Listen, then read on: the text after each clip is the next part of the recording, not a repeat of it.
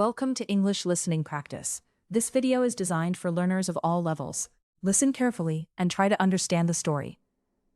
Let's begin. On Monday morning, I arrived at the community center earlier than usual. Our town was preparing for the spring street fair, and I had promised to help with the music stage. It was not a big job, but it mattered to me because I wanted to prove that I could be reliable. I had joined the volunteer group only 3 weeks ago, and I still felt like the new person. Inside the hall, people were carrying boxes, rolling cables, and talking at the same time. The air smelled like coffee and fresh paint. Marta, the main organizer, was standing near a table full of papers and colored markers. "Hi, Leo," she said, looking tired but cheerful. "Can you check the stage plan? We need to confirm the schedule before lunch." "Sure," I answered. I liked the way she trusted me with real tasks. I walked to the notice board where the plan was pinned. While I was reading it, I noticed a new poster next to it. The poster was bright yellow, with big letters. Music Stage Coordinator, Liam Ortega. I stared at it for a few seconds, thinking my eyes were playing a trick. Liam Ortega was not me. My name is Leo Ortega. Liam is my cousin, and we look similar, but we do not live in the same town. He had visited last month, and he came with me to one meeting just to say hello. I remembered him joking around and speaking confidently, like he always does. My first feeling was embarrassment. Then it turned into worry. What if everyone thought Liam was in charge? What if they asked him questions and he wasn't even here? Or worse, what if they thought I had lied about being the coordinator? I took a photo of the poster with my phone. My hands were cold. I told myself to stay calm, but my mind was racing.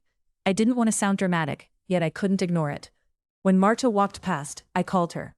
"Marta, can I ask you something?" "Quickly," she said. "I'm running to a meeting in 5 minutes."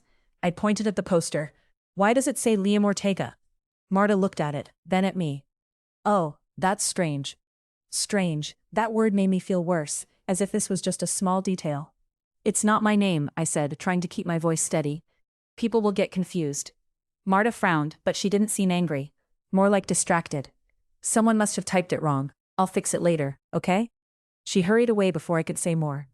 For the next hour I tried to focus on the schedule, but I couldn't stop thinking about the poster. Volunteers were coming in and out, and a few of them looked at the notice board. Each time someone paused near the poster, my stomach tightened. I imagined them whispering, "So Leo isn't really the coordinator." At 11, I heard 2 volunteers talking near the coffee machine. "Did you see Liam's name on the poster?" "I thought it was Leo." "Maybe Leo is helping him," the other replied. "Or maybe they changed it." I wanted to jump into the conversation and correct them, but my voice felt stuck. I didn't want to sound defensive. Still, it hurt. I had been working hard, and it felt like my work could disappear because of one wrong name. I took a deep breath and made a decision. Instead of waiting for Marta to fix it later, I would handle it in a helpful way, not in an angry way. I found the printing room at the back of the building.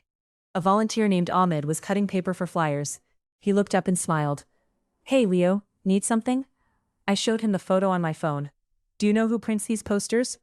Ahmed adjusted his glasses and leaned closer. Usually Nina does them. She's good with designs." "Nina from the art club?" I asked. "Yeah, she's upstairs in room 4, I think." I thanked him and walked upstairs. While I was climbing the stairs, I was rehearsing what I would say. I didn't want to accuse Nina.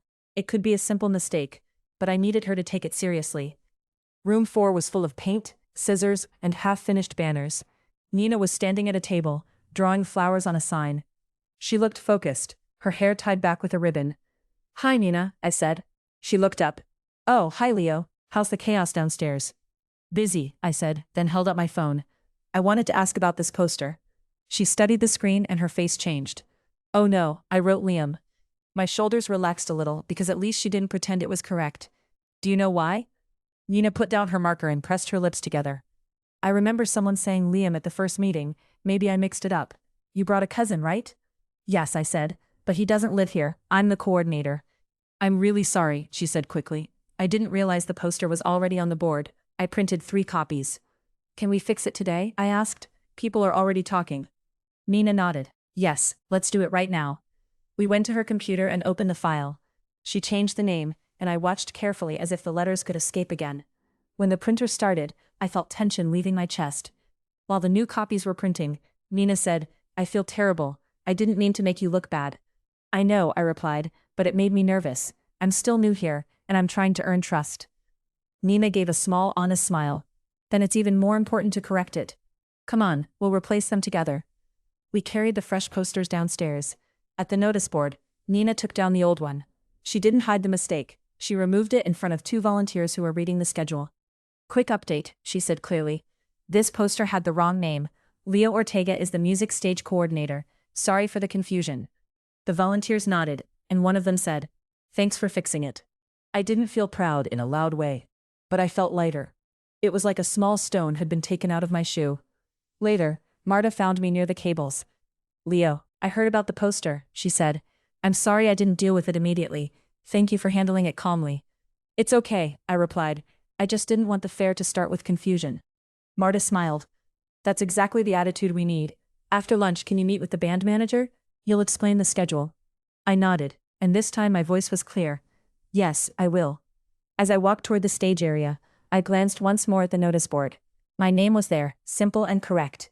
The problem had been small, but solving it had taken effort, patience, and a little courage. And somehow, that felt like the real work of being responsible. Thank you for listening and practicing English with us. If you enjoyed this video, please like, subscribe to the channel, and share it with your friends. See you in the next video.